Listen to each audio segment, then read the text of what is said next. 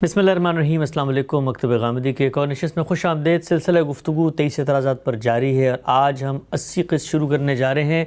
कानून इत्माम हुज्जत का मौजू ज़ेर बहस और इस मौजू की आज नवी किस्त आगाज़ करते हैं। हमसे बहुत शुक्रिया आपके वक्त का। 8 प्रोग्राम्स हो चुके हैं, बात बहुत हद तक वाज़े हो चुकी है। हम ये समझ चुके ये कानून है क्या, कुरान में कैसे बयान हुआ, कहाँ बयान हुआ, इस्तिलाह कैसे वजूद में आई, माजी में जो पैगम्बरों की पूरी तारीख़ है उसके अंदर ये कानून कैसे रूबअमल रहा, बनी इसराइल की खुसूसी हैसियत में सैयदना मसीह जब आए हैं तब ये मामला कैसे हुआ। और अब बहस एक अहम तरीन हिस्से में दाखिल हो चुकी थी और वो ये कि ख़ुद रिसालत मआब सल्लल्लाहु अलैहि वसल्लम को अगर अल्लाह ने एक रसूल बनाया है तो आप सल्लल्लाहु अलैहि वसल्लम की ज़िंदगी में ये कानून कैसे सामने आता है।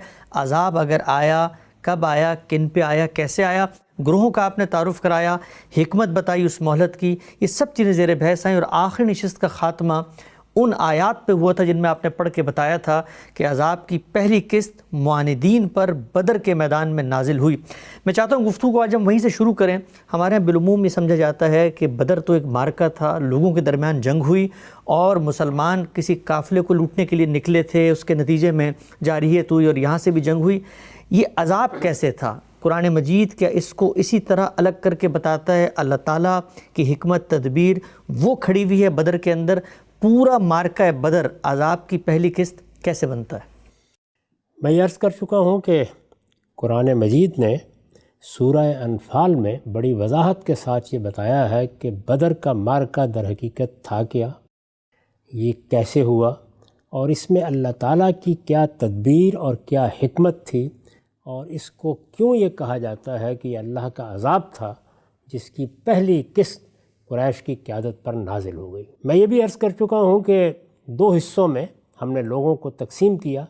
एक वो है कि जो मुनकरीन हैं, आम लोग हैं, जैसे कि मैंने अर्ज़ किया था कुरान मजीद में उसके लिए मुतरब्बिसीन की ताबीर भी इख्तियार की गई है। वो इंतज़ार कर रहे हैं, उनकी ये हैसियत नहीं है कि वो आगे बढ़कर ईमान का इजहार कर सकें। ठीक, लेकिन उनके मुकाबिल में वो बहुत से लोग हैं, अगरचे उनकी तादाद तो आम लोगों के मुकाबले में बहुत कम है, लेकिन एक बड़ी तादाद है जो लीडरशिप में है, जो क़यादत में है, जो मुतरफ़ीन है, जो सोसाइटी के अंदर असर व रसूख रखते हैं।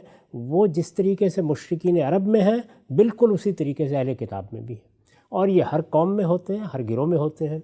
यानी वो लोग के जो अपने अंदर क़ुव्वत रखते हैं, जिनके इक़्तिदार को लोग तस्लीम करते हैं, जिनके सामने लोग झुकते हैं, ये वो लोग हैं कि जो मुआनदत पर उतरे हैं।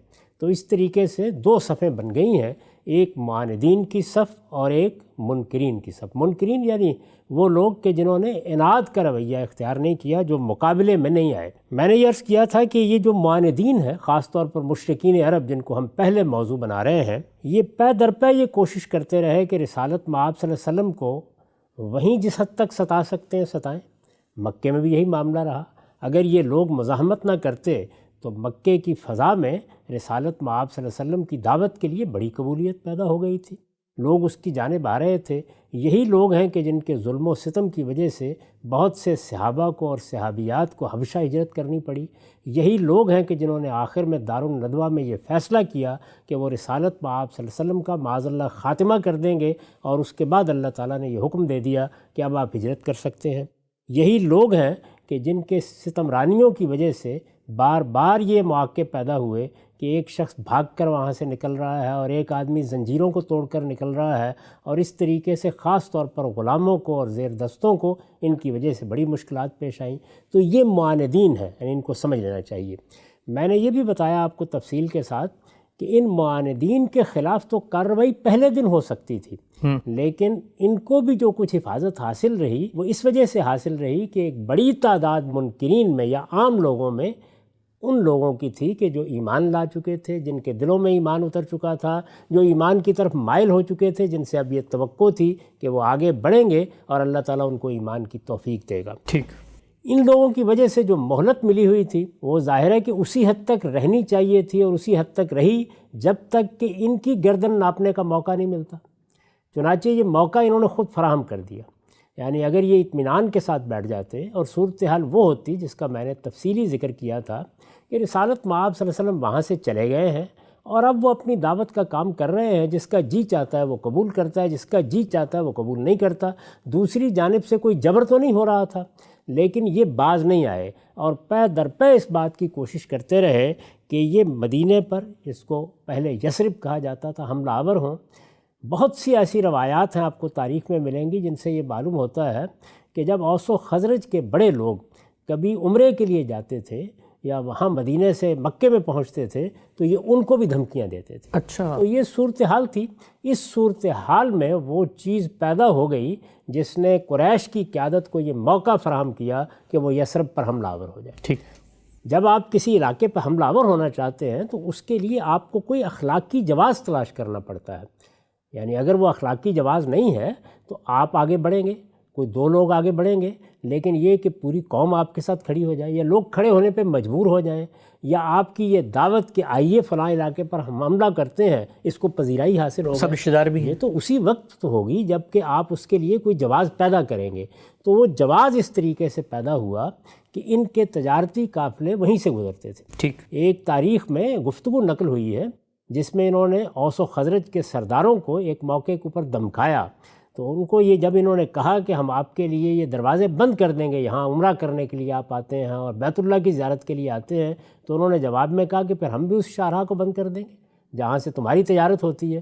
تو یہ شاہراہ، یہ تجارتی شاہراہ یثرب کے یا مدینے کے قریب سے گزرتی تھی۔ اس شاہراہ سے ہی قافلے آتے تھے عام طور پر، تو ان کا ایک قافلہ آ رہا تھا۔ وہ تجارتی قافلہ ہے جس میں معلوم نہیں کیا سبب ہوا کہ کچھ ایسی فضا پیدا ہو گئی کہ جیسے مسلمان اس پر حملہ کرنا چاہتے ہیں۔ ٹھیک، خود قافلے والوں کے دل میں کوئی اندیشہ پیدا ہوا، یا یہ محض پروپیگنڈا تھا جس کو بنیاد بنا کر حملہ کرنے کی اسکیم بنائی گئی، یہ ساری صورتحال پس منظر میں ہے۔ بہرحال فضا یہ بن گئی کہ مسلمان شاید اس قافلے کے اوپر حملہ کرنا چاہتے ہیں۔ اس پس منظر کو سمجھ لیجئے کہ جس کے بعد یہ واضح ہو جائے گا کہ بدر کا مارکہ ہوا کیسے، اور اللہ تعالیٰ نے جب یہ لوگ جارحیت کر کے آ گئے تو پھر کس طریقے سے اس مارکے کو معاندین کے لیے عذاب کا مارکہ بنا دیا۔ ٹھیک، اس کے بارے میں آپ کے سامنے چند حقائق رکھتا ہوں۔ یہ استاذ امام کی تفسیر تدبر قرآن سے ہے، یہ اقتباس میں نے بھی اپنی تفسیر البیان میں نقل کیا ہے۔ اس میں انہوں نے اس پورے پس منظر کو خود واضح کیا ہے۔ میں نے اس پر یہ لکھا ہے کہ ان آیتوں میں جو کچھ فرمایا گیا وہ کون سی آیتیں ہیں؟ وہ آیتیں جو پچھلی نشست کے آخر میں پڑھی گئی تھی۔ ان آیتوں میں جو کچھ فرمایا گیا ہے اس کی روشنی میں غزوہ بدر کی جو تصویر سامنے آتی ہے وہ اس سے بالکل مختلف ہے جو سیرت و مغازی کی کتابوں میں پیش کی گئی ہے۔ ہمارے ہاں سیرت اور مغازی کی کتابیں چونکہ روایاتی پر مبنی ہوتی ہیں، ان میں بالعموم قرآن مجید کیا کہتا ہے، کسی چیز کو کس طرح دیکھتا ہے، یہ زیر بحث نہیں آتا۔ تو اس پس منظر میں یہ استاذ امام نے لکھا ہے، وہ لکھتے ہیں قرآن سے یہ معلوم ہوتا ہے کہ حضرت صلی اللہ علیہ وسلم یا مسلمانوں کے ذہن میں قریش کے قافلہ تجارت سے تعرض کرنے کا کوئی خیال موجود نہیں تھا۔ یعنی یہ قرآن مجید سے بالکل واضح ہو جاتا ہے کہ نہ کسی قافلے کو چھیڑنے کا کوئی موقع تھا، نہ مسلمانوں نے کبھی یہ خیال کیا کہ وہ قافلے کو لوٹ لیں گے، اس طرح کی کوئی چیز یہاں زیر بحث ہی نہیں تھی۔ قرآن سے یہ معلوم ہوتا ہے کہ حضرت صلی اللہ علیہ وسلم یا مسلمانوں کے ذہن میں قریش کے قافلہ تجارت سے تعرض کرنے کا کوئی خیال موجود نہیں تھا۔ مدینے پر حملے کی ساری اسکیم قریش نے بنائی۔ ٹھیک، یعنی یہ جو کچھ بھی اسکیم بنی، جس کے بعد یعنی پہلا مرحلہ کیا تھا، انہوں نے رسالت مآب صلی اللہ علیہ وسلم کو معاذ اللہ وہیں ختم کرنے کی صحیح کی۔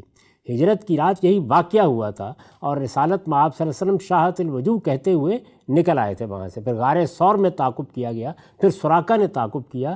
اب انہوں نے یہ کوشش کی کہ کوئی ایسی صورت بن جائے کہ ہم ایک لشکر لے کے جائیں، اور جنگ و جدال میں تو کسی کا مارا جانا کوئی بات ہی نہیں ہوتی، تو وہاں مسلمانوں کو کچل کر رکھ دے۔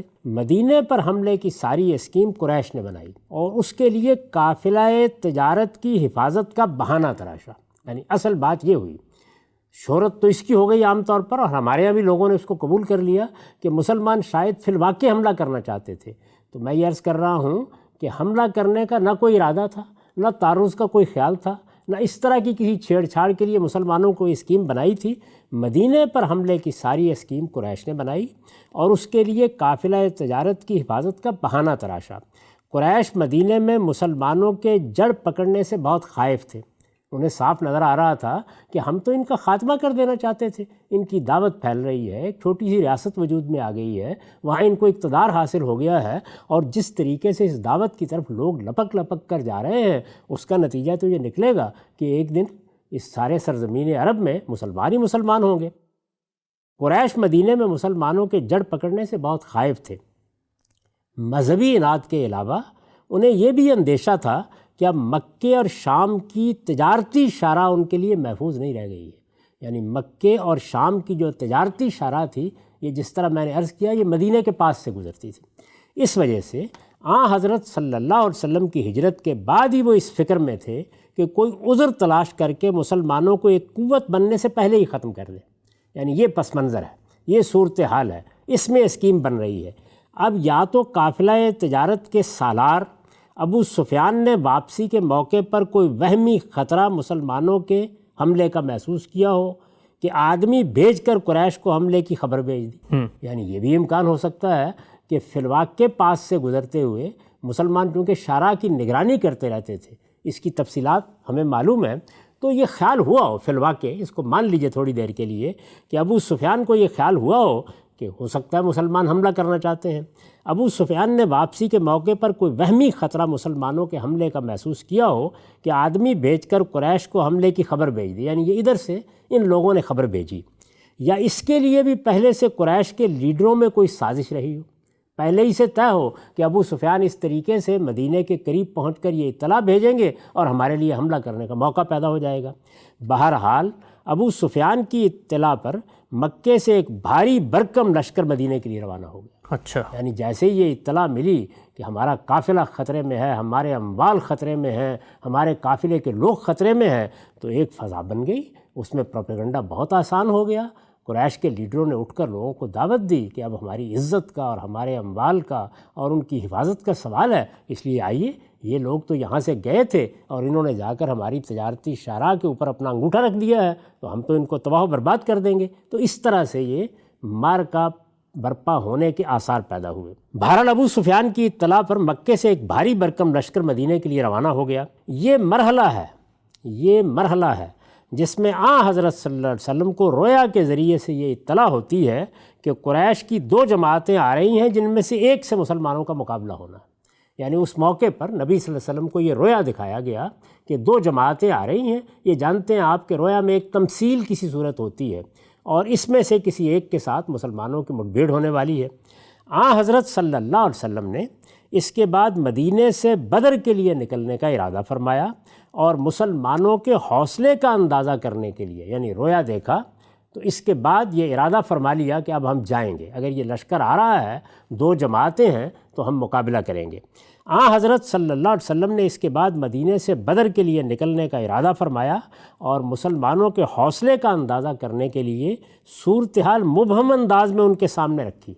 یعنی آپ نے بھی یہ نہیں کیا کہ لشکری کا مقابلہ کرنا ہے، ان کے حوصلے کا اندازہ کرنے کے لیے صورتحال مبہم انداز میں ان کے سامنے رکھی کہ کفار کی 2 جماعتیں آ رہی ہیں جن میں سے ایک سے ہمارا مقابلہ ہوگا اور وہ ہم سے شکست کھائے گی، یہ بھی آپ نے بتا دیا۔ مسئلے کے سامنے آتے ہی مہاجرین و انصار سب سمجھ گئے کہ قریش کی فوج آ رہی ہے اور اس سے معاملہ درپیش ہے۔ چنانچہ ان کے لیڈروں نے پورے جوش و خروش کے ساتھ حضرت صلی اللہ علیہ وسلم کو اپنی وفاداری اور اسلام کے لیے اپنی جانثاری کا یقین دلایا۔ بڑی غیر معمولی تقریریں اس موقع کے اوپر ہوئی ہیں، مہاجرین نے بھی کی ہیں، انصار نے بھی کی ہیں۔ اسی موقع پر وہ جملہ انصار کے لیڈروں نے کہا ہے کہ آپ فکر مت کیجئے، ہم موسیٰ کے ساتھی نہیں ہیں کہ آپ سے کہیں کہ آپ جائیں اور آپ کا خدا لڑے، ہم بعد میں آئیں گے، ہم آپ کے ساتھ نکلیں گے، خواہ ہمیں برق الغمات تک جانا پڑتا ہے اور یمن تک پہ حملہ کرنا پڑتا ہے۔ تو جانثاری کا یقین دلایا۔ البتہ ایک مختصر سی ٹولی ان میں ایسی بھی تھی جس نے اپنا زور، ایک مختصر سی ٹولی، ظاہر ہے کہ مسلمانوں کی پوری جماعت میں ایسی بھی تھی جس نے اپنا سارا زور اس بات کے لیے لگایا کہ قریش کی فوج کے بجائے قافلہ تجارت کا رخ کیا جائے تاکہ بغیر ایک قطرہ خون بہائے بھاری غنیمت ہاتھ آئے۔ اسی گروہ کو بے نقاب کرنے کے لیے حضور نے اپنی بات مبہم انداز میں پیش کی تھی تاکہ جن لوگوں کے اندر کوئی کمزوری چھپی ہوئی ہے وہ اپنی کمزوری ظاہر کر دیں اور مخلص و منافق میں مرحلہ جنگ پیش آنے سے پہلے ہی امتیاز ہو جائے۔ سبحان اللہ۔ یہ پس منظر ہے جس میں یہ جنگ ہوئی، اور اللہ تعالیٰ نے جس طرح کہ میں نے وہ آیات آپ کے سامنے پڑھی تھیں پچھلی نشست کے آخر میں، واضح طریقے پر بتا دیا کہ ہمارے پیش نظر کوئی قافلہ تجارت نہیں ہے، ہم تو یہ چاہتے تھے کہ حق حق ہو جائے، باطل باطل ہو جائے، اب یہ مارکا ہو رہا ہے تو یہ دن یوم الفرقان بن جائے، اور یہ لوگ جو اس موقع کے اوپر چڑھ دوڑے ہیں اور حملہ آور ہو گئے ہیں تو گویا اپنی مہلت اپنے ہاتھوں ختم کر بیٹھے ہیں، ان کا تو اب یوں سمجھ لیجئے کہ خاتمے کا وقت آ گیا ہے۔ ٹھیک، یہ بات ان آیات میں واضح کر دی گئی۔ تو میں نے یہ عرض کیا تھا کہ اس معاملے میں مجھے یا آپ کو کوئی تقریر کرنے کی ضرورت نہیں ہے، سورہ انفال خود اس پورے واقعے کے اوپر تبصرہ ہے۔ اچھا، اور اس لحاظ سے اگر آپ دیکھیں تو سورہ انفال میں اور سورہ توبہ میں ایک نہایت غیر معمولی تعلق معلوم ہوتا ہے۔ دونوں صورتیں یہ معلوم ہے کہ قرآن کے طریقے کے مطابق توام ہے، یعنی ایک پیر کی صورت میں ہے، ایک جوڑے کی صورت میں ہے۔ سورہ انفال میں کیا ہوا ہے؟ ایک طرف اس آخری مارکے کے لیے تیاری کی ہدایات کی گئی ہیں، لیکن اس پورے مارکے پر تبصرہ بھی کیا گیا ہے۔ تو آپ کہہ سکتے ہیں کہ اگر سورہ توبہ منکرین پر عذاب کی سورہ ہے جو اس کے بعد آنے والی ہے، تو انفال اصل میں معاندین پر عذاب کی سورہ ہے۔ اچھا، اس میں یہ بتایا گیا ہے کہ یہ عذاب کی جو پہلی قسط ہے یہ کس طریقے سے نازل ہوئی۔ اللہ تعالیٰ نے ان لوگوں کی جارحیت کے جواب میں جب اہل ایمان کو کھڑا کر دیا تو نتائج کیا نکلے، اور کیا یہ صرف اہل ایمان تھے، مٹھی بھر اہل ایمان جو کھڑے ہوئے، یہ کوئی سیاسی مارکا تھا، یہ کیا محض مدینے کی حفاظت تھی؟ اللہ تعالیٰ یہ بتاتے ہیں کہ یہ در حقیقت اللہ کا عذاب تھا جس کے لیے یہ سارا اہتمام کر دیا گیا۔ ٹھیک، اس میں یہ ضروری ہے کہ اب آپ بہت اطمینان کے ساتھ اس سورہ انفال کے چند اور مقامات کو بھی سنیں، اس سے خود بخود واضح ہو جائے گا۔ ہو سکتا ہے کہ کسی موقع کے اوپر کوئی ایک آدھ بات ایسی کہنی پڑے جس سے بات کی وضاحت مقصود ہو، ورنہ خود قرآن مجید بڑی وضاحت کے ساتھ، بڑی صراحت کے ساتھ اس سارے معاملے کو واضح کرتا چلا جا رہا ہے۔ یہ میں پہلے جو مقام آپ کے سامنے رکھ رہا ہوں یہ آیت 11 سے شروع ہوتا ہے، یہ ذرا سنیے۔ ارشاد فرمایا ہے کہ یغشیکم النعاس امنۃ منہ وینزل علیکم من السماء ماء لِيُطَهِّرَكُمْ بِهِ وَيُذْهِبَ عَنْكُمْ رِجْزَ الشَّيْطَانِ وَلِيَرْبِطَ عَلَىٰ قُلُوبِكُمْ وَيُثَبِّتَ بِهِ الْأَقْدَامَ إِذْ يُوحِي رَبُّكَ إِلَى الْمَلَائِكَةِ أَنِّي مَعَكُمْ فَثَبِّتُوا الَّذِينَ آمَنُوا سَأُلْقِي فِي قُلُوبِ الَّذِينَ كَفَرُوا الرُّعْبَ فَاضْرِبُوا فَوْقَ الْأَعْنَاقِ وَاضْرِبُوا مِنْهُمْ كُلَّ بَنَانٍ ذَلِكَ بِأَنَّهُمْ شَاقُّوا اللَّهَ وَرَسُولَهُ وَمَن يُشَاقِقِ اللَّهَ وَرَسُولَهُ فَإِنَّ اللَّهَ شَدِيدُ الْعِقَابِ ذَلِكُمْ فَذُوقُوهُ وَأَنَّ لِلْكَافِرِينَ عَذَابَ النَّارِ۔ اب یہ قرآن مجید کی آیات ہے، اب ذرا ان کا ترجمہ سنیے۔ یاد کرو جب اللہ اپنی طرف سے تمہاری تسکین کے لیے تم پر اونگ طاری کر رہا تھا، یعنی اندازہ کیجئے کہ ایک مارکے میں مسلمان اتر رہے ہیں اور ادھر سے اللہ تعالیٰ کی طرف سے کیا نصرت کا اہتمام ہو رہا ہے، کیا سکینت اتاری جا رہی ہے۔ یاد کرو جب اللہ اپنی طرف سے تمہاری تسکین کے لیے تم پر اونگ طاری کر رہا تھا اور آسمان سے تم پر پانی برسا رہا تھا، یعنی یہ اہتمام ہو رہا تھا آسمان سے کہ اس کے ذریعے سے تمہیں پاک کرے اور تم سے شیطان کی نجاست دور کرے اور تمہیں کچھ دیر کے لیے سلا کر تمہارے دلوں کو اس سے مضبوط کرے۔ یہ کوئی معمولی نعمت نہیں ہوتی کہ عین مارکے میں جب نیندیں اڑی ہوتی ہیں اس وقت اونگ آ جائے، اس موقع پر پانی برسے، اس موقع پر لوگوں کے لیے نہانے، غسل کرنے اور نشاط حاصل کرنے کا موقع پیدا کر دیا جائے اور تمہیں کچھ دیر کے لیے سلا کر تمہارے دلوں کو اس سے مضبوط کرے اور تمہارے قدم جما دے۔ یاد کرو جب تمہارا پروردگار فرشتوں کو وحی کر رہا تھا، یعنی ادھر اللہ تعالیٰ اہل ایمان کے لیے یہ اہتمام کر رہے تھے اور ادھر فرشتوں کو وحی کر رہا تھا کہ میں تمہارے ساتھ ہوں۔ یاد کرو جب تمہارا پروردگار فرشتوں کو وحی کر رہا تھا کہ میں تمہارے ساتھ ہوں تو ایمان والوں کو ثابت قدم رکھو، میں ان منکروں کے دلوں میں رعب ڈالے دیتا ہوں، سو تم ان کی گردنوں پر مارو اور ان کے پور پور پر چوٹ لگاؤ۔ اچھا، اندازہ کیجئے کہ یہ حکم کن کو دیا جا رہا ہے؟ فرشتوں کو۔ ظاہر ہے کہ یہ ہوگا مسلمانوں کی تلواروں سے، لیکن فرشتوں کو مقرر کیا جا رہا ہے کہ وہ پکڑ پکڑ کر سامنے لائیں ان کو اور مسلمان ان کی گردنیں کاٹیں اور ان کی پور پور کو اڑا دیں۔ میں ان منکروں کے دلوں میں رعب ڈالے دیتا ہوں، سو تم ان کی گردنوں پر مارو اور ان کے پور پور پر چوٹ لگاؤ۔ یہ اس لیے کہ یہ اللہ اور اس کے رسول کے مقابلے کو اٹھے، یعنی ان کا معاملہ ایک عام جنگ کا نہیں ہے، یہ کوئی سیاسی نزاع نہیں ہے، یہ اللہ اور اس کے رسول کے مقابلے کو اٹھے ہیں، اور جو اللہ اور اس کے رسول کے مقابلے کو اٹھتے ہیں معاندین ہیں۔ یہ جو تعبیر قرآن نے اختیار کی ہے، یہ مشاقہ کا جو لفظ ہے یہ اصل میں کیا ہے؟ اناد، اسی کو استعمال کیا ہے۔ ذالک بانہم شاقوا اللہ ورسولہ، یہ اس لیے کہ یہ اللہ اور اس کے رسول کے مقابلے کو اٹھے ہیں، اور جو اللہ اور اس کے رسول کے مقابلے کو اٹھتے ہیں ان کو ایسی سزا ملتی ہے، اس لیے کہ اللہ سخت سزا دینے والا ہے۔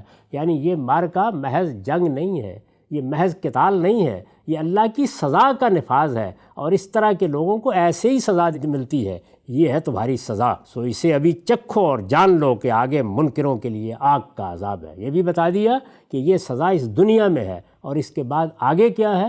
منکروں کے لیے آگ کا عذاب ہے۔ تو یہ میں نے آپ کے سامنے رکھا کہ اس طریقے سے قرآن مجید نے خود تبصرہ کرتے ہوئے پہلے یہ کہا۔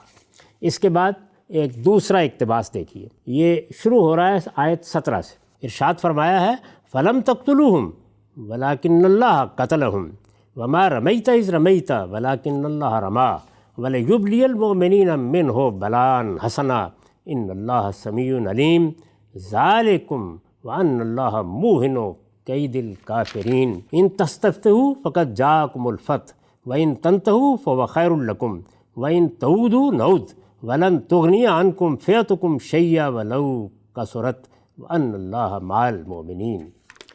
ترجمہ ہے، ایمان والو تم کیوں جان چراؤ جب کہ تمہاری طرف سے خدا لڑتا ہے۔ یہ در حقیقت پیچھے سے جو مضمون ہے اس کا ربط ہے۔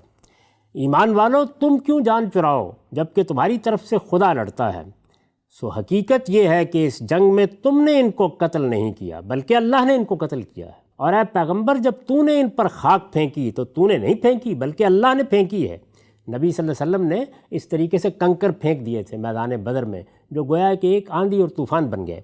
اس جنگ میں تم نے ان کو قتل نہیں کیا بلکہ اللہ نے ان کو قتل کیا ہے، اور اے پیغمبر جب تو نے ان پر خاک پھینکی تو تو نے نہیں پھینکی بلکہ اللہ نے پھینکی ہے، اس لیے کہ منکروں کو اپنی شانیں دکھائے، اور اس لیے کہ مسلمانوں کو اللہ اپنی طرف سے اچھا انعام عطا فرمائے۔ یعنی یہ در حقیقت اللہ تعالیٰ کا انعام تھا، اللہ تعالیٰ کی طرف سے جزا تھی جو مسلمانوں کو ملی۔ بے شک اللہ سمیع و علیم ہے، یہ جو کچھ ہوا تمہارے سامنے ہے، اور اس کے ساتھ یہ بشارت بھی کہ اللہ ان منکروں کی تمام تدبیریں بیکار کر کے رہے گا۔ اگر تم فیصلہ چاہتے تھے تو قریش کے لوگوں یہ فیصلہ آ گیا ہے۔ اللہ یعنی وہ جو بات ہے نا جو ابتدا میں ہم نے بتائی تھی کہ اللہ تعالیٰ یہ کہتے ہیں کہ جب اللہ کے رسولوں کے ذریعے سے اتمام حجت ہو جاتا ہے تو قضی بینہم بالقسط، یہ بات جب کہی جاتی تھی تو قریش کے لوگ کہتے تھے کہ پھر سنائیے فیصلہ۔ آپ تو یہ کہتے تھے کہ فیصلہ آنا ہے، اگر تم فیصلہ چاہتے تھے تو قریش کے لوگوں یہ فیصلہ آ گیا ہے، اگر اب بھی باز آ جاؤ تو یہ تمہارے لیے بہتر ہے، اور اگر پھر یہی کرو گے تو ہم بھی یہی کریں گے، اور تمہاری جمعیت خواہ کتنی ہی زیادہ ہو تمہارے کچھ کام نہ آئے گی، اور خوب سمجھ لو کہ اللہ مومنوں کے ساتھ ہے۔ سبحان اللہ۔ یہ دوسرا اقتباس ہے۔ اس کے بعد دیکھیے آگے فرمایا ہے، یہ آگے میں جو پڑھ رہا ہوں یہ آیت 31 سے ہے۔ وَإِذَا تُتْلَىٰ عَلَيْهِمْ آيَاتُنَا قَالُوا قَدْ سَمِعْنَا لَوْ نَشَاءُ لَقُلْنَا مِثْلَ هَٰذَا إِنْ هَٰذَا إِلَّا أَسَاطِيرُ الْأَوَّلِينَ وَإِذْ قَالُوا اللَّهُمَّ إِنْ كَانَ هَٰذَا هُوَ الْحَقُّ مِنْ عِندِكَ فَأَمْطِرْ عَلَيْنَا حِجَارَةً مِّنَ السَّمَاءِ أَوْ ائْتِنَا بِعَذَابٍ أَلِيمٍ وَمَا كَانَ اللَّهُ لِيُعَذِّبَهُمْ وَأَنْتَ فِيهِمْ وَمَا كَانَ اللَّهُ مُعَذِّبَهُمْ وَهُمْ يَسْتَغْفِرُونَ وَمَا لَهُمْ أَلَّا يُعَذِّبَهُمُ اللَّهُ وَهُمْ يَصُدُّونَ عَنِ الْمَسْجِدِ الْحَرَامِ وَمَا كَانُوا أَوْلِيَاءَ إِنْ أَوْلِيَاءُ إِلَّا الْمُتَّقُونَ وَلَكِنَّ أَكْثَرَهُمْ لَا يَعْلَمُونَ وَمَا كَانَ صَلَاتُهُمْ عِندَ الْبَيْتِ إِلَّا مُقَامَ وَتَصْدِيَةً فَذُوقُوا الْعَذَابَ بِمَا كُنْتُمْ تَكْفُرُونَ۔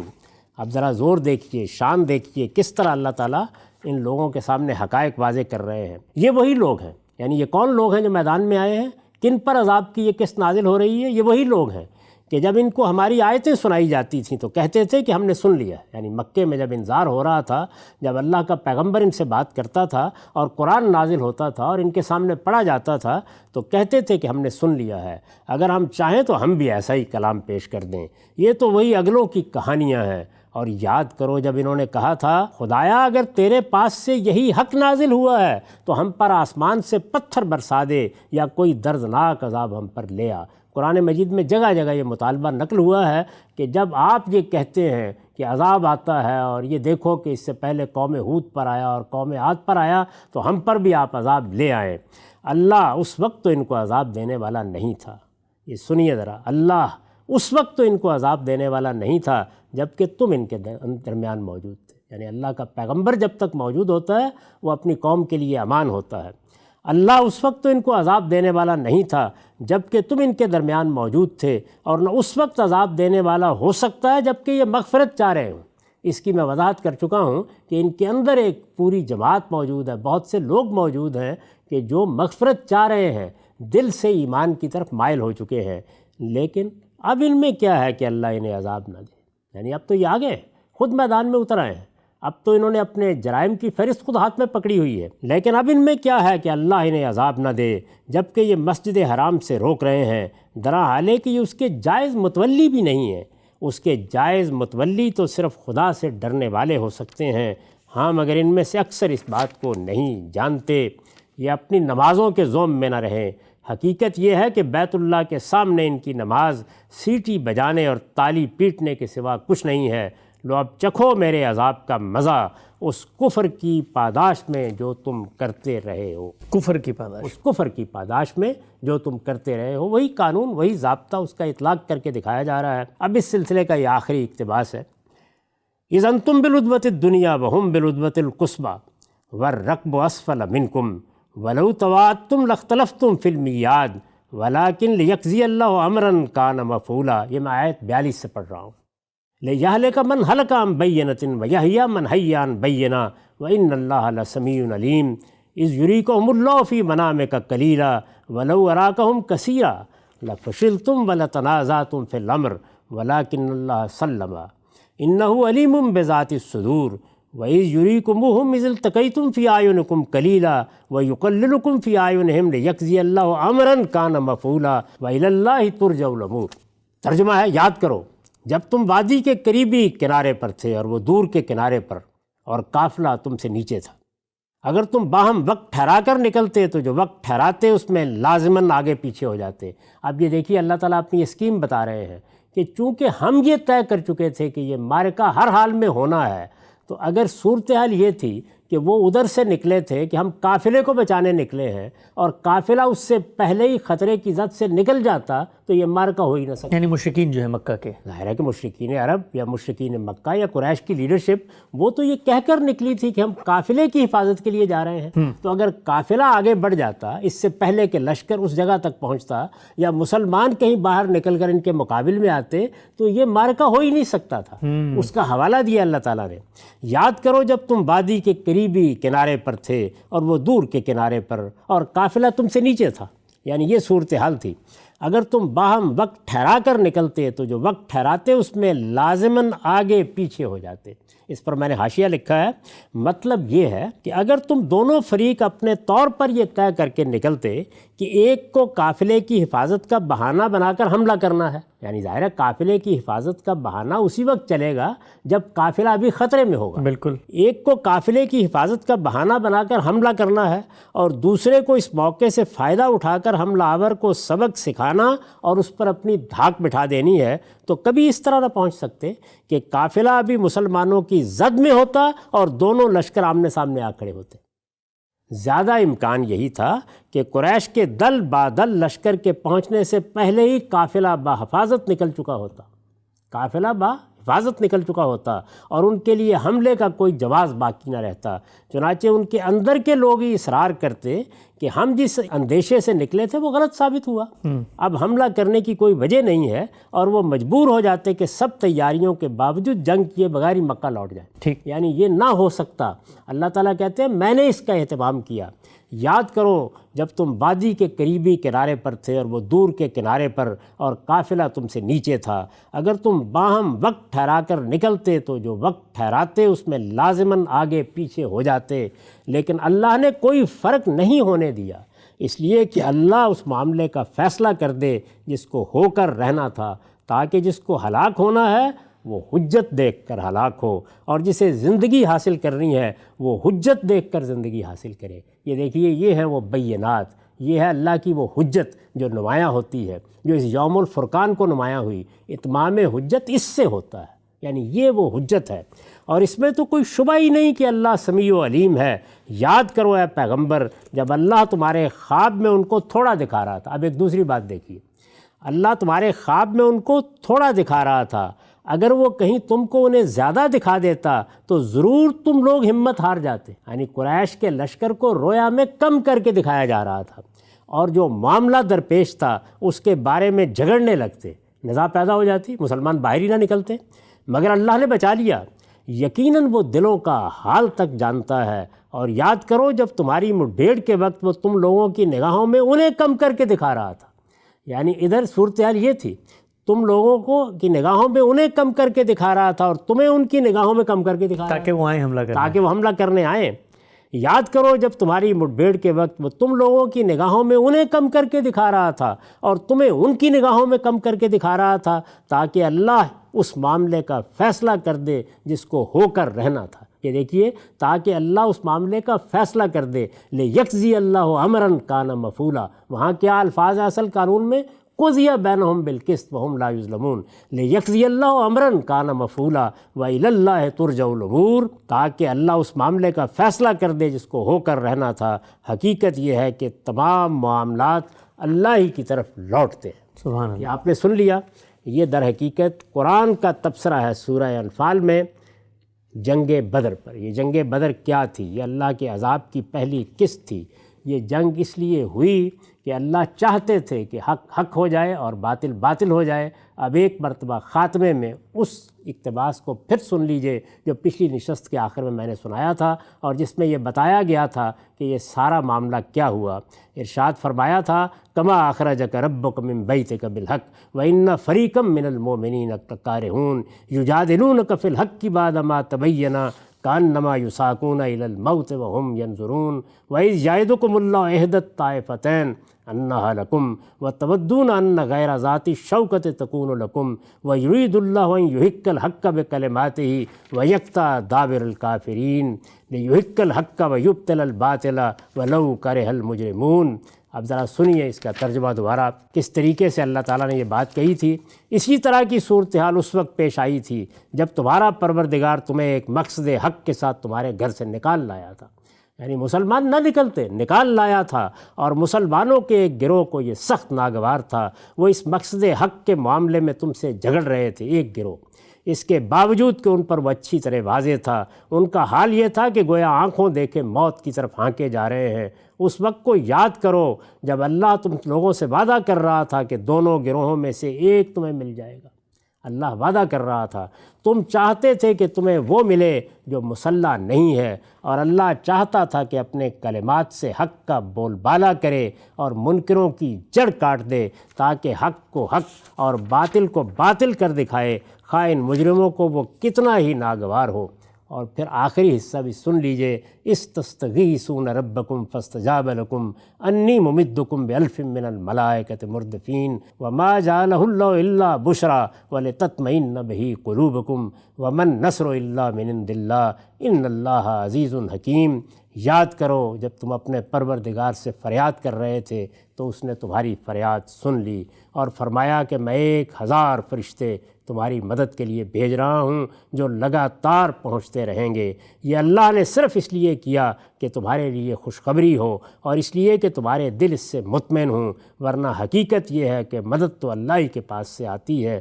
یقیناً اللہ زبردست ہے، بڑی حکمت والا ہے۔ سبحان اللہ۔ یہ ہے بدر، یہ ہے وہ معرکہ، یہ ہے عذاب کی وہ پہلی قسط جو اللہ تعالیٰ کی طرف سے نازل کی گئی اور بدر کے میدان میں نازل کی گئی، اور اس لحاظ سے بدر کو اللہ تعالیٰ یوم الفرقان کہتے ہیں۔ یہ در حقیقت اللہ کی بینہ تھی جو لوگوں کے سامنے آئی، یہ وہ حجت تھی جو لوگوں نے اپنی آنکھوں سے دیکھ لی۔ اس طریقے سے قریش کی پوری قیادت یہاں کھیت رہی۔ یہ میں اس سے پہلے بھی عرض کر چکا اور اب پھر آپ کو بتا دیتا ہوں کہ دنیا کے مارکوں میں یہ اس لحاظ سے منفرد مارکہ ہے کہ اس میں عام لوگ بہت کم ہیں کہ جو مقتول ہوئے۔ ظاہر ہے کہ لوگ مارے جاتے ہیں جب جنگ ہوتی ہے، اس میں قریش کی ساری قیادت ختم ہوئی، اچھا، یعنی قریش کی لیڈرشپ۔ یہ در حقیقت مارکہ انہی کے لیے اللہ تعالیٰ نے اسباب پیدا کیے کہ برپا ہو جائے۔ اور پھر اس کے بعد جس طرح کے میں نے اس کی ساری تفصیلات آپ کے سامنے رکھ دی ہیں کہ کس طرح سے مسلمانوں کو آمادہ کیا گیا، کس طرح سے حالات پیدا ہوئے، کس طرح سے قافلہ وہاں آیا، کیا صورت ہوئی کہ ادھر سے مسلمان پہنچ گئے، ادھر سے وہ پہنچ گئے، اور پھر 1000 فرشتے کھڑے ہیں اور وہ یہ کہہ رہے ہیں کہ ان کی پور پور کے اوپر چوٹ لگاؤ۔ یہ صورتحال جو پیدا کی گئی اللہ تعالیٰ کی طرف سے، تو میں نے عرض کیا کہ اس میں کون لوگ کھیت رہے، کون ہدف بنے؟ یہ قریش کی قیادت، معاندین ہیں جو اس میں سب کے سب مارے گئے۔ قریش کی یہ قیادت جب گرائی جا رہی تھی، جب لوگ ان کو مار رہے تھے، تو اس سے بہت پہلے رسول اللہ صلی اللہ علیہ وسلم کے بارے میں روایتوں میں آتا ہے کہ میدان میں کھڑے ہو کر آپ نے یہ بتایا کہ یہاں ابو جہل گرے گا اور یہاں عتبہ گرے گا اور یہاں فلاں گرے گا اور یہاں فلاں گرے گا، وہ پوری کی پوری قیادت۔ اگر آپ کبھی قریش کے مقتولین کی فہرست ترتیب دیں تو آپ کو اندازہ ہوگا کہ ان میں 70 لوگ جس طرح کہ بتایا جاتا ہے غالباً مارے گئے، ان میں کتنی بڑی تعداد قریش کے رہنماؤں کی تھی۔ اس میں بھی ایک دلچسپ چیز یہ ہے کہ یہ معرکہ ہو گیا، اس معرکے میں 2 لوگ وہ ہیں کہ جنہوں نے قریش کے لیڈروں کی حیثیت سے اس میں شرکت کی، لیکن وہ کسی کی تلوار کی زد میں نہیں آئے اور نہیں مارے گئے۔ ان میں سے ایک کون ہے؟ عقبہ بن ابی معیط، دوسرے کون ہیں؟ نضر بن الحارث۔ یہ آپ نے ان کا ذکر پڑھا ہوگا اس موقع کے اوپر جب کہ وہ غنا کا معاملہ ہوا تھا۔ یہ دونوں کے دونوں اس میں لوگوں کے تلواروں کی زد میں نہیں آئے، تو یہ قیدی ہو گئے۔ یہ معلوم ہے کہ بہت سے لوگ قیدی کی حیثیت سے پکڑ لیے گئے تھے۔ قیدیوں کے بارے میں اللہ کا قانون یہ ہے اور وہ بیان ہو چکا ہے کہ ان کو اب یا تو احسان کے طور پر رہا کرنا تھا یا فدیہ لینا تھا، لیکن ان دونوں کو الگ سے نامزد کر کے کہہ دیا گیا کہ یہ معاندین کی گردنیں مار دی گئی۔ اچھا، اور پھر یہی نہیں ہے، اس کے علاوہ ایک بہت بڑا آدمی ہے کہ جو نہیں آیا، جس نے اپنے آپ کو اس سے بچانے کی صحیح کی۔ بعض لوگوں کو یہ معلوم تھا، وہ جانتے تھے کہ یہ اللہ کا عذاب ہے جس کو ہم دعوت دینے کے لیے جا رہے ہیں، اور اس میں ابو لہب کی بھی ذہانت کی داد دیں کہ اس کا بھی یہی خیال تھا۔ وہ یہ سمجھتا تھا کہ اس معرکے میں اگر ہم اترے تو یہاں سے واپس نہیں آئیں گے، لیکن حمیت جاہلیت، انسان جب اپنی انا کا اسیر ہوتا ہے، جب وہ یہ کوشش کرتا ہے کہ وہ اپنا بھرم قائم رکھے۔ ابو جہل کے ساتھ بھی یہی معاملہ تھا، لیکن وہ آیا، یہ نہیں آیا، اس نے اپنی جگہ کسی کو بھیج دیا۔ لیکن اللہ تعالیٰ نے کیا کیا اس کے ساتھ، اور یہ میں عرض کروں کہ اس کی پیشین گوئی ہو چکی تھی۔ جس طریقے سے بدر کی پیشین گوئی پہلے سے موجود تھی، جس طرح سے سورہ قمر میں نے آپ کو سنایا تھا کہ یہ بتایا گیا تھا کہ ان کا لشکر جب آئے گا تو یہ منہ پھیر کر بھاگیں گے اور ان کو کس انجام سے دوچار ہونا پڑے گا۔ جس طرح آپ دیکھیں گے آگے، اور اس سے پہلے میں بیان کر چکا ہوں کہ حدیبیہ کے موقع پر اللہ تعالیٰ نے کیا فرمایا تھا۔ تو ابو لہب کے بارے میں، جو بہرحال ان کے سرداروں میں بڑی غیر معمولی حیثیت رکھتا تھا، قرآن نے بتا دیا تھا۔ قرآن مجید میں قریش کے سرداروں میں وہ واحد شخص ہے جس کا نام لے کر بتایا گیا ہے کہ اس کا انجام کیا ہونے والا ہے۔ اور یہ سورت بدر سے پہلے کی ہے؟ سورہ یہ بدر سے پہلے، یہ مکے میں نازل ہوئی ہے، اس موقع کے اوپر بتا دیا گیا تھا۔ ذرا سنیے کیا بتایا گیا تھا۔ تبت یدا ابی لہب وتب ما اغنی عنہ مالہ وما کسب سیصلی نارا ذات لہب وامرأتہ حمالۃ الحطب فی جیدہا حبل من مسد۔ ابو لہب کے ہاتھ ٹوٹ گئے اور وہ خود بھی ہلاک ہوا۔ اس جملے کو سمجھ لیجئے، ہاتھ ٹوٹ گئے، یہ اصل میں تعبیر ہے اس بات کی کہ اس کے آبان و انصار سب مارے گئے، یعنی صرف ابو لہب نہیں، اس کے دوسرے لوگ بھی، وہ لیڈر بھی، وہ حواری بھی، وہ زعماء بھی جو اس کے ساتھ اس دعوت کی مخالفت کر رہے ہیں، سب کے لیے ہلاکت کا فیصلہ ہو گیا ہے۔ میں نے اس پر لکھا ہے یعنی اس کے آبان و انصار ہلاک ہوئے اور اس کا اقتدار ختم ہو گیا۔ اس مفہوم کے لیے یہ تعبیر اردو زبان میں بھی موجود ہے۔ آیت میں ماضی کا صیغہ مستقبل میں اس پیشین گوئی کے پورا ہونے کی قطعیت پر دلالت کرتا ہے، گویا اس کا ہونا ایسا یقینی ہے جیسے وہ ہو چکی ہے۔ ابو لہب کے ہاتھ ٹوٹ گئے اور وہ خود بھی ہلاک ہوا، نہ اس کا مال اس کے کام آیا اور نہ وہ خیر جو اس نے کمایا۔ یہ شعلہ روح اب شعلہ زن آگ میں پڑے گا اور اس کے ساتھ اس کی بیوی بھی، وہ دوزخ میں اپنے لیے ایندھن ڈھو رہی ہوگی، اس کے گلے میں موٹی بٹی ہوئی رسی ہوگی۔ یہ کیا ہوا؟ اس پر میں نے حاشیہ لکھا ہے، ابو لہب معرکہ بدر میں شریک نہیں ہوا، اس کی جگہ اس نے اپنے ایک مقروض کو، جس نے اس کا قرض دینا تھا، اپنی جگہ اس نے اپنے ایک مقروض کو اس وعدے کے ساتھ بھیج دیا تھا کہ اس کے عوض وہ اس کا قرض معاف کر دے گا۔ لیکن خدا کے عذاب سے بچنے کی یہ تدبیر بھی کارگر نہیں ہوئی، اور غزوہ بدر کے صرف 7 دن بعد قرآن کی پیشین گوئی پوری ہو گئی۔ اس کی موت نہایت عبرت ناک تھی، اسے عدسے کی بیماری ہو گئی اور وہ اس رسوائی اور بے بسی کے ساتھ دنیا سے رخصت ہوا کہ چھوت کے اندیشے سے اس کے خاندان والوں، دوست احباب، یہاں تک کہ اس کے بیٹوں نے بھی اس کی خبر گیری نہیں کی۔ مرنے کے بعد کئی دن تک اس کی لاش گھر میں پڑی سڑتی رہی۔ بالآخر لوگوں نے تانے دیے تو اس کے بیٹوں نے کچھ حبشیوں کو اجرت دے کر اس کی لاش اٹھوائی اور ایک دیوار کے ساتھ رکھ کر اسے پتھروں سے ڈھانک دیا۔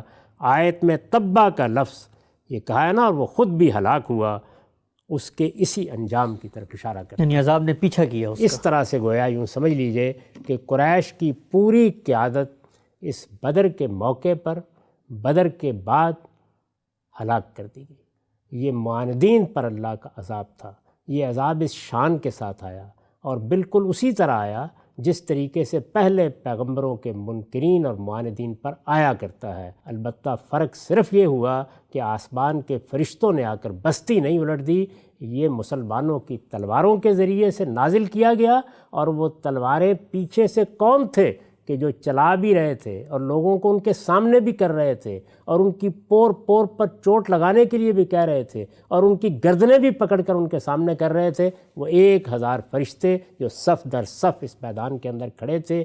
یہ تھا اللہ کا عذاب۔ غامدی صاحب، میں یہاں پر یہ عرض کروں گا کہ لوگ پوچھتے ہیں کہ یہ قانون قرآن مجید میں کہاں بیان ہوا ہے جس کو غامدی صاحب بیان کرتے ہیں؟ پس منظر بھی آپ نے بیان کیا، اصطلاح کیسے وجود پذیر ہوئی، لیکن آج کی قسط کو سننے کے بعد میں سلام پیش کرتا ہوں۔ اعتراض کی نشست ہے، اشکالات بھی پیش کریں گے اپنے مقام پہ، لیکن جیسے قرآن مجید کے آپ نے مقامات کو پیش کیا ہے، سچی بات یہ ہے کہ ان کو ہم پڑھتے ہیں لیکن کبھی توجہ نہیں ہوئی، غور نہیں کیا کہ کتنی بڑی نشانی ہے اس پیغمبر کی صداقت کی، اس کے اتمام حجت کے بعد خدا کے عذاب کی، جو ان صورتوں میں ثبت ہے۔ اور اس کو سننے کے بعد یہ بات 2 اور 2 4 کی طرح واضح ہو جاتی ہے کہ غزوہ بدر خدا کا ایک عذاب تھا، اور وہ عذاب رسولوں کے ساتھ ہی خاص ہوتا ہے۔ آگے بڑھائیں گے سلسلے کو، جانیں گے آپ سے کہ پھر باقی منکرین کے ساتھ کیا معاملہ ہوا، کیا قرآن مجید انہیں بھی بیان کرتا ہے، اور سب سے اہم حصہ اس سب کے بعد کہ خود رسالت مآب صلی اللہ علیہ وسلم نے بھی کیا اس سب کو اپنی روزمرہ کی گفتگوؤں میں آپ سے منسوب جو روایات ہیں ان میں اس کو بیان کیا۔ پورا قانون آپ خود کیسے دیکھتے تھے، یہ سب چیزیں زیر بحث آئیں گی۔ وقت یہاں پہ ختم ہوتا ہے، اب تک آپ کا بہت شکریہ۔